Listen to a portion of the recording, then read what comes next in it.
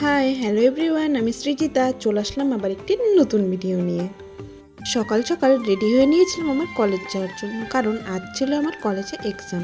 আর বাড়ির থেকে বেরোনোর আগে দেখি এনার এখনও ঘুমই ভাঙেনি। তারপর আমার আজ অনেকটাই লেট হয়ে গিয়েছিল কলেজ যাওয়ার জন্য, তাই দিদিকে বলছিলাম যে একটু কলেজের জন্য আগিয়ে দিতে। তো দেখতে দেখতে দেখো আমার দিদি আর আমি মিলে চলে যাচ্ছিলাম আমার কলেজে। তারপর এবার কলেজেও চলে এসেছিলাম। কলেজে আসার পরেই ফার্স্ট এক্সাম দিতে ঢুকেও গেলাম। এক্সাম প্রায় শেষ হয়ে গেছে। তারপর আমি সোমা আরও আমার ফ্রেন্ডরা মিলে একটু আড্ডা মারছিলাম। তারপর বাইরে এসে দেখি যে এরা ওদের অ্যাসাইনমেন্ট আর ল্যাব এখনও কমপ্লিট হয়নি, তাই এটা করছিল।